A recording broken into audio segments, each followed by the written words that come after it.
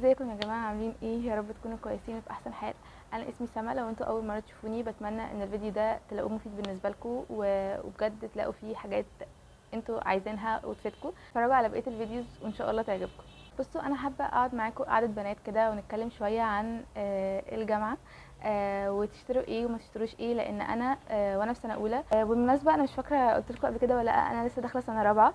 فحاسه ان انا خلاص خدت كل خبرات الجامعه، ايه مناسب وايه مش مناسب وايه اللي بيريحني فعلا وايه اللي انا زي ما قلت لكم دفعت فلوس على الفاضي، وبدات اصرف فلوسي على تفاهات فعلا، واللي هو كنت فاكره ان انا بجيب حاجات كتير ساعتها، بس في الاخر انا اكتشفت ان انا ما جبتش اي حاجه. هي مجرد كانت حاجات شكلها عاجبني وحاجات كده كنت شايفه ان هي مفيده، بس طلعت في الاخر مش مفيده خالص وضيعت الفلوس وما جبتش حاجه مفيده. فالمهم انا حابه اكلمكم النهارده عشان ما تعملوش نفس الغلطه اللي انا عملتها، واقول لكم ايه الحاجات اللي انتوا هتبقوا حابين ان انتوا تشوفوها، او يعني لما تشوفوها تعجبكم وتجيبوها، والحاجات اللي تبعدوا عنها خالص. وهحط لكم صور عشان برضو تفهموا اكتر والصوره توضح اكتر. وبرضو لو انتي محجبه او مش محجبه او ما بتلبسيش بناطيل مثلا، بتلبسي دريسات او سكيرتس بس، انا برضو هقول لكم كل حاجه النهارده ان شاء الله. فخلونا نبدا. اول حاجه انا حابه ابدا بيها وهي البناطيل. البناطيل الجينز هي اكتر حاجه عمليه، او يعني بنلبسها كتير وبنحب شكلها علينا وكده، حتى لو هي مش مريحه. انا معاكم ان هي مش مريحه، بس بتبقى اكتر حاجه عمليه يعني بنلبسها وبيكون شكلها لذيذ وكده. فلو انتوا بتحبوا البناطيل الجينز فاحسن حاجه، ومش هتحتاجوا بجد حاجات كتير قوي ولا الوان كتير ولا درجات كتير، هما درجتين بس انا بحبهم وبحس ان هما فعلا بيليقوا على كل حاجه. وهي درجه اللي بتبقى قريبه من اللبني شويه كده، هي بتبقى جينز عادي بس قريب من اللبني شويه، بتبقى فاتحه، دي بتليق قوي قوي على الالوان الصيف اللي هي الهاديه، اللي هي البيبي بينك والباتر يلو اللي طالع جديد. الدرجه دي هتليق قوي قوي مع كل حاجه فاتحه من فوق، سواء مثلا شميز او بلوزه او كده، هتليق جدا معاكم. ودرجه تبقى اغمق شويه اللي هي ولا غامقه قوي ولا فاتحه قوي، تبقى درجه كده في النص، دي برده هتنفع معاكم بقى على بقيه الحاجات. لو عندكم مثلا شميزات غامقه او بلوزات غامقه او كده، الدرجه دي هتبقى مناسبه قوي معاكم. وبرده في حاجه، البناطيل الجينز بيبقى فيها يعني قصات كتير قوي وبتبقى فيها اشكال كتير، ومش كل حاجه بتبقى لذيذه. في حاجات كتير قوي الموضه بتاعتها خلاص ادمت ومبتبقاش حلوه على الجسم خالص، زي مثلا البناطيل السكيني دي ادمت جدا جدا. ولو بنضطر نلبسها فاحنا بنلبسها مثلا في الشتاء، لو احنا عايزين نلبس بوت او حاجه بنبقى بنضطر نلبس سكيني عشان نعرف نلبس البوت عليه وتبقى عليها حاجه طويله او كده. فلو مثلا انتوا بتلبسوا حاجه طويله خالص لحد بعد الركبه، بيبقاش مثلا باين غير حته صغيره، ساعتها ماشي السكيني ممكن يبقى شكله لذيذ. انما ان انتوا تلبسوا عليه حاجه قصيره بجد ما بيبقاش حلو خالص. انا بحب قوي قوي الجينز اللي هو الستريت ليج، بيبقى تحفه. انا هحط لكم صوره دلوقتي، بجد بجد بيبقى لذيذ قوي، بيبقى شيك جدا جدا في اللبس وبيليق على كل حاجه، وبيدي كده للجسم رسمه حلوه، بيبقى بيداري الديفاهات اللي في الجسم، مثلا لو في حته زياده شويه، لو مش عارفه ايه، كل الكلام ده هو بيداريه وبيخلي الرجل كده يعني حته واحده وشكلها تحفه قوي. فبجد حاولوا تدوروا عليه، هو مش بيبقى كتير قوي بس لما بتلاقوه بجد بيبقى تحفه. وممكن برضو تلاقوه سعره اغلى شويه من الطبيعي، مش مشكله يعني. في حاجات هنضطر ان احنا ندفع فيها فلوس شويه بس هتريحنا قوي، وفي حاجات لا مش هندفع فيها فلوس، هقول لكم بعد شويه يعني عليها، هنحاول نوفر على قد ما نقدر فيها. فبجد البناطيل هتبقى حلوه قوي قوي معاكم، اصرفوا فيها في الاول شويه وبعد كده هتريحكم بجد جدا. بالنسبه بقى للبلوزات او الشميزات او كده، يعني في اشكال منها كتير قوي قوي واشكال حلوه ولذيذه. بلاش الحاجات اللي هي البوب كولر، الحاجات اللي الوانها اللي هي شبه الالوان النيون او كده، لا خالص خالص ما تنفعش خالص للجامعه.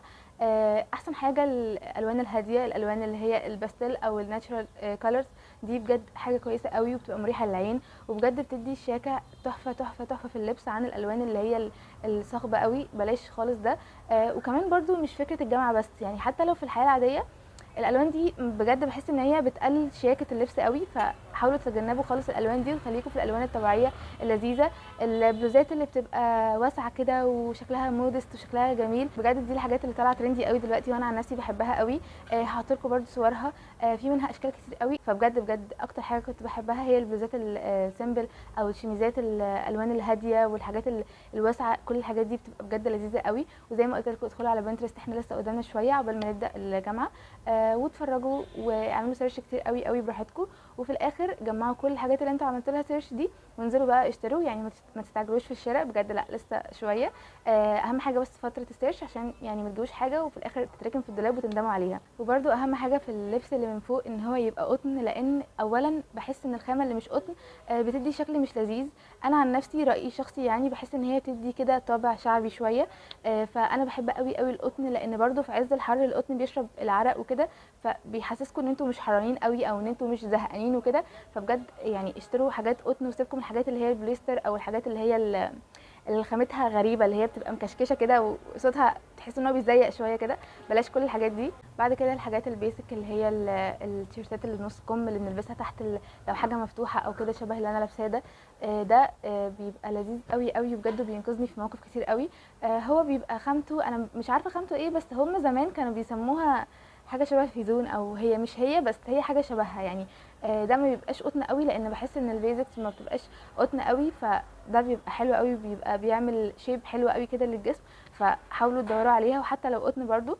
بس اهم حاجه انا شايفه ان هي بتبقى مهمه جدا، عشان بجد بتبقى فيه ساعات حاجات مفتوحه حاجات شفافه كل الكلام ده. وبرضو مش لازم كتير قوي، يعني انا ضد قوي ان احنا نقعد نجيب حاجات كتير قوي والوان كتير وعشان يبقى عندنا كذا حاجه في الدولاب. لا، هي الالوان الاساسيه بجد بتليق على كل حاجه. يعني بالنسبه للبيزكس دي، فانتوا اكتر لون تجيبوه هو الاوف وايت والاسود والرمادي، دول اكتر 3 الوان اساسيه. ولو عايزين تجيبوا حاجه واحده بس في الاول، ممكن تجيبوا الاوف وايت بيليق على كل حاجه، او الرمادي. يعني شوفوا في الحاجتين دول. الاسود لا، ساعات الاسود بيبقى عايز الوان غامقه مثلا عشان يبقى حلو معاه او كده. فبجد في الاول كده كده كل الحاجات اللي انا بقولها دي مش لازم كل الحاجات دي تتجاب، لا خالص، ما كانش حد فينا بيعمل كده. انتوا جيبوا الحاجات اللي على قد ما تقدروا ان انتوا تجيبوها، وبعد كده على مدار السنين بقى هتبداوا تجيبوا كل شهر حاجه مثلا كده. يعني تبداوا تلقطوا في الحاجات واحده واحده، انما مش لازم اجبار، او ما تحسوش مثلا ان انتوا عليكم ضغط ان انتوا لازم تجيبوا كل الحاجات اللي بتتقال النهارده مره واحده. لا بجد مش كده، الموضوع مش كده خالص، يعني واحده واحده وكل حاجه هتتجاب.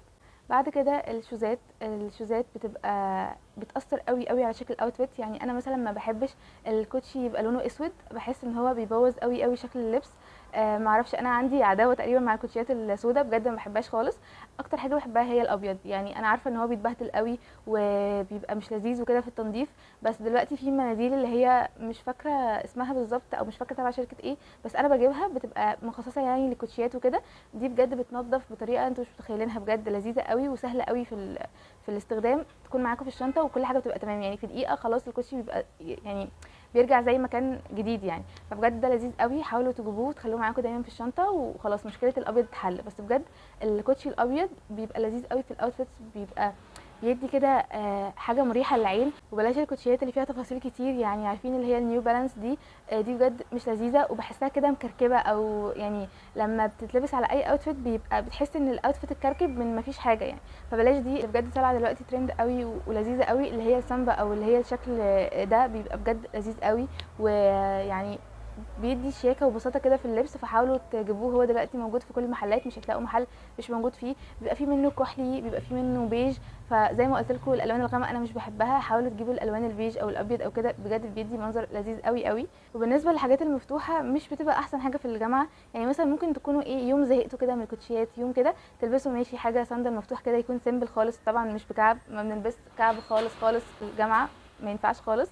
الا بقى لو في مثلا برزنتيشن حاجه معينه هنضطر ان احنا نلبس لبس فورمال، بليزر بنطلون كده، ممكن نلبس عليها هيلز صغيره كده عاليه شويه. غير كده لا، ما ينفعش ابدا نروح بحاجه بكعب. بتبقى حاجات سيمبل وبسيطه. زي ما قلت لكم لو حاجه مفتوحه عايزين تروحوا يوم كده في وسط الاسبوع مش مشكله عادي، لو انتوا زهقتوا من الكوتشيات. انما بجد خلوا دايما الكوتشيات تبقى بجد اريح واحسن كتير قوي. واهتموا بقى بالتفاصيل، يعني في شويه تفاصيل كده. انا عارفه ان ممكن حد يقول لي ايه اللي انت بتقوليه ده، بس بجد مثلا منظر الشراب، يكون الشراب ليه ارتفاع معين بعد الكوتشي، بلاش الشراب اللي هو عالي قوي، ما بيبقاش لذيذ. يعني لازم يكون مثلا ارتفاع معين، ده من وجهه نظري. في ناس بتحب الحاجات الطويله، الشرابات الطويله يعني عادي خالص مفيش مشكله. بس انا بالنسبه لي بجد يعني باخد بالي كده من تفاصيل غريبه شويه، ان الكوتشي لازم يبقى بعديه حته صغيره قوي الشراب تبان، مش كبيره قوي ولا صغيره قوي كده، مقاسها حلو. دي تفاصيل يعني ممكن يكون محدش بياخد باله منها، بس انا بحسها بتبقى بجد بتفرق في الشكل النهائي. فخدوا بالكم من الحاجات دي كويس جدا. بالنسبه بقى للشنط، الشنط دي انا بحبها قوي قوي، وبحس ان هي بتدي يعني بتحول اوتفيت في طريقه تانية خالص. ممكن يكون شكله عادي حاجه عاديه ممله، والشنطه بجد تخليه لذيذه قوي. دلوقتي اكتر شنط طالعه ترندي، ومش بس ترندي لا هي فعلا شكلها حلو. هما 3 شنط. اول حاجه اللي هي اللونج شامب، دي طالعه من فتره طويله شويه، بس بجد في منها الوان حلوه قوي. اكتر لون بحسه اتراكتيف فيها قوي هو الكحلي. الكحلي وبيبقى في حته بني هنا برده هحط لكم صورتها. دي بتبقى لذيذه جدا جدا وبحسها شكلها شيك. وتاني حاجه شنطه برده طالعه ترند اليومين دول قوي اللي هي اللاكوست، دي برده لذيذه وسامبل كده ومن غير تفاصيل كتير، والوانها برده حلوه قوي. وتالت شنطه انا مش عارفه اسمها ايه، بس هي كده يعني هحط لكم صورتها برده، هي سودا كده بتبقى شكلها لذيذ قوي، بحس بتدي شياكه. الثلاث شنط دول طالعين ترند جدا جدا وموجودين في كل حته. يعني طبعا مش بقول لكم هاتوا الاوريجينال منها، لا يعني اكيد مش قصدي كده، انا قصدي بتبقى بجد موجوده في المحلات باسعار كويسه قوي قوي. مثلا لو انتوا في القاهره شارع عباس العقاد في منها اشكال تحفه قوي، وفي منها كتير قوي بجد بجد ماليه الشارع ده، وفعلا سعرها بيبدا مثلا من اول 200 250 جنيه بجد، دي حاجه حلوه قوي. وبجد بالنسبه للمحلات فهي سعرها تحفه. فحاولوا يعني زي ما قلت لكم البناطيل الجينز هنصرف فيها شويه، لان هي فعلا بتبقى الاشكال اللذيذه بتبقى محتاجه مبلغ شويه. بس الشنط مثلا مش هقول لكم روحوا مثلا هاتوا شنطه هاي كوبي ب 1000 جنيه او ب 1000 وشويه او 2000، لا خالص. احنا الشنط بنلاقي منها اشكال حلوه باسعار كويسه اللي هي 200 و 250 الحاجه دي تمام، انما الحاجات التانية هنضطر نصرف فيها شويه، فهي حاجه يعني بتسلم حاجه. فبجد الشنط دي زي ما قلت لكم حاجه جميله قوي ومنظر جميل. وبلاش الشنط الصغيره قوي، لان انا في اول الكليه جبت شنطه ظهر، وبرده بالمناسبه بلاش الشنط الظهر، مش شنط الظهر اللي هي بتاعت ثانوي واعدادي وكده لا، يعني انا اقصد الشنط اللي هي بيبقى شكلها لذيذ برده بس بتبقى على الظهر، دي برده ما بتبقاش احسن حاجه. يعني مش بحسها، هي بتبقى شيك وكل حاجه بس مش بحسها للجامعه قوي. الشنط اللي هي الكتف هي احسن حاجه زي ما وريتها لكم، لذيذه قوي. وبلاش الشنط الصغيره زي ما قلت لكم عشان مش هتاخد اي حاجه، هتاخد تفاصيل صغيره قوي. لو انتوا يوم رايحين محاضره سريعه ومش عايزين حاجه معاكم ماشي، يبقى عندكم مثلا شنطه كده صغيره كده تمام جدا. وبالنسبه لالوان الشنط يعني اكتر شنطه بحسها بتليق على كل حاجه مش الاسود، البيج. بجد بحس البيج بيليق قوي قوي على كل حاجه. ناس كتير تقول لا الاسود معروف هو ملك الالوان اللي يليق على كل حاجه، بس لا، في الشنط بالذات بجد البيج، يعني مثلا تخيلوا اي لون هتلاقوا البيج بيليق عليه اكتر من الاسود، فيبقى لازم بجد شنطه بيج اساسيه وبعد كده شنطه سودا. باقي الالوان بقى لو انتوا عندكم يعني امكانيه تجيبوا اكتر براحتكم طبعا خالص، بس زي ما قلت لكم الالوان الاساسيه بجد بتنفع وهتفضل معاكم سنين طويله قوي. يعني مثلا بلاش تجيبوا شنطه حمراء، بلاش تجيبوا شنطه كده الوان كده مش هتليق غير مثلا على حاجه واحده وبس، فبلاش خالص الالوان دي زي ما قلت لكم في الاول، خلوها دايما الوان هاديه ولذيذه كده بتدي شياكه جميله قوي. لو انت بقى ما بتحبيش البناطيل والحاجات دي، في دريسات بجد لذيذه قوي وجميله وبتبقى سيمبل برده، دي ما فيهاش لايرز كتير او حاجه تحس ان هي اوفر شويه، لا خالص، تبقى النقوشات بتاعتها صغيره ولذيذه تنفع للجامعه، يعني مش اي حاجه، مش اللي هو درس ينفع تروحي بيه فرح او كده، لا طبعا. حاجات كده لذيذه. وايه تاني، اهم حاجه برده تكون الوانها هاديه وتكون يعني مش ضيقه قوي، لان في دريسات بتبقى كده مش لذيذه خالص على الجسم وبتبقى مبينه كل حاجه. وبرده السكيرتس نفس الفكره، تبقى في جيب مجسمه الجسم قوي، دي برده مش هينفع خالص للجامعه. هي تبقى حاجه كده واسعه، يعني الوسعان بتاعها حلو وبرده مش اوفر، لان الاوفر بيبقى مخليه شكل الجسم برده مش حلو ولا كده ولا كده، يعني هي دايما الوسط حلو في كل حاجه. هحط لكم برده صور كتير عشان تاخدوا فكره. برضو بنترست زي ما قلت لكم خليه صاحبكم الفتره دي، واتفرجوا على حاجات كتير قوي وابداوا انزلوا اشتروا بعد ما تجمعوا شويه صور بجد عجباكم وتكون كويسه. لو انتي بشعرك او كده مش معنى كده مثلا ان احنا ينفع في الجامعه ان احنا نلبس كات او بناطيل كاتنج او كده، لا، الجامعه برضو ليها احترامها وليها يعني لبس ينفع مناسب ليها ولبس لا. لو نص كم مثلا طبعا عادي، اوفر سايز، افكار كتير قوي برضو هحطلكوا صورها. في ستايل بحبه قوي بالنسبه للناس اللي مش محجبه، ان هي بيبقى مثلا بنطلون واسع شويه، بنطلون قماش واسع وعليه بيلت كده بيبقى شكله حلو قوي، وتيشيرت ايا كان بقى انتوا حابينه ايه، سواء اوفر سايز او ضيق او اي حاجه، ده ستايل انا بحبه قوي. وبرده الشميزات بتبقى اوفر سايز بتبقى لذيذه قوي. وعموما بجد كل حاجه قلتها بالنسبه للمحجبه ينفع، يعني تنفع للبنت برده اللي مش بالحجاب عادي، مش يعني دي حاجه بس هي فرق الطرحه بس، فاهمين قصدي اكيد. فهي حاجات كلها سيمبل ولذيذه. السيتس اللي بتبقى على بعض اللي هي مثلا سواء ميلتون او عاديه او قطن، بتبقى اللي هي شبه بعض، اللي هو مثلا فوق نفس اللون تحت، بتبقى بتتباع كده على بعض، دي برده بتبقى لذيذه قوي. ويا سلام بقى لو خامتها كده كتان او قطن خفيف قوي، ده بتبقى شكلها شيك جدا جدا في اللبس، وبجد بتبقى لذيذه وبتحسي ان هي مصروف عليها بجد كويس يعني، ومع ان ممكن يبقى سعرها عادي بس دي بتبقى لذيذه قوي. بالنسبه بقى لاهم حاجه انا بالنسبه لي اهم من الاوتفيتس كله، الاكسسوارز. دي حاجه بجد يا جماعه مش متخيلين بتفرق ازاي بجد في شكل اللبس. اولا بلاش الاكسسوارز اللي هي بتصدي، اللي هي بيبقى سعرها قليل خالص وبتلبسوها بتعمل كده علامه، مثلا لو خاتم بيعمل علامه في الصباع او كده. بلاش كل الكلام ده. هنضطر برضو هنا ندفع شويه في الاكسسوارز الاستانلس وكده، بتبقى لذيذه قوي، بتقعد بجد سنه سنتين ثلاثه، بتقعد كذا فتره. وبتبقى بجد شكلها كده قيم ومناسب قوي. فبجد برضو بنترست عليه صور كتير قوي، وبجد بحس ان انا بتفرج ببقى اللي هو انا حاسه ان انا عايزه اجيب كل حاجه بشوفها، بجد بتبقى لذيذه جدا. وبتدي زي ما قلت لكم شكل اللبس تحفه، بتدي اللبس من حته لحته تانية خالص. فبرضه حته الاكسسوارز دي اهتموا بيها جدا. وبالنسبه للمانيكير، لو انتوا عايزين تحطوا مانيكير او كده عادي خالص، بس خليكم دايما في الالوان اللي هي البيج او الالوان اللي هي الباستل الهاديه خالص. دي بجد بتدي شكل حلو قوي قوي للايد. بلاش خالص احمر وازرق واخضر، والالوان دي ما ينفعش حتى في الايام العاديه. انا من رايي ان هي ما تنفعش. دايما انا من وجهه نظري ذوقي الشخصي يعني ان الالوان دايما اللي بتبقى لذيذه، اللي هي زي ما قلت لكم البيجات، زي مثلا اللي انا حاطاه دلوقتي، انا بحبه قوي، بيليق بجد على كل حاجه. وفي منه كتير قوي، في منه درجات حلوه، ممكن تبقى درجه جريئه شويه بس ستيل هاديه وستيل لذيذه. خليكم دايما في الحاجات دي. وما ينفعش خالص تروحوا بمانيكير مقشر، يعني مثلا لو انتوا حاطينه بقالكم كام يوم وقشر كده شويه، ده مش منظر لذيذ خالص. فبجد حاولوا دايما ان انتوا تجددوه ويبقى شكله لذيذ يعني. وبس دي كل حاجه حاولت اجمعها النهارده، يعني from A to Z كده زي ما بيقولوا. في كل حاجه. في حاجه نسيتها الوان الطرح. دايما بتبقى فيه الوان محايده. بالنسبه للطرح، في طرح بتبقى طالعه ترند كده اللي هي بتبقى بتاعت اما، بس اما اسعارهم غاليه شويه، ممكن نجيبها من عادي، المحلات كلها بتقلدها دلوقتي وبيبقى شكلهم لذيذ يعني. الطرح دي بحس ان هي بتليق على كل حاجه. ممكن برضو لو لقيت صورهم هحطه لكم. هما 3 كده طرح طالعين ترند وبجد لذيذ قوي، انا بحبهم. دول بحس ان هما بيدوا كده شكل برضو فخامه شويه الاوتفيت او كده، فدي بتبقى لذيذه. وبرضو اخلي طرحه اساسيه سودا. انا ما بحبش الطرح البيضه خالص خالص، بجد بحس الطرحه السودا بتليق اكتر على حاجات كتير من الطرحه البيضاء، وبتبقى بجد شكلها احلى على وشي كمان. فانتوا طبعا انتوا اكيد عارفين مستريحين في كام طرحه كده بتبقوا مستريحين فيها اكتر. خلوها وجددوها. يعني الطرح لما بتقدم لو عندكم من زمان بيبقى شكلها مش حلو، حتى لو انتوا مش واخدين بالكم، حاولوا تجددوا الطرح وكده.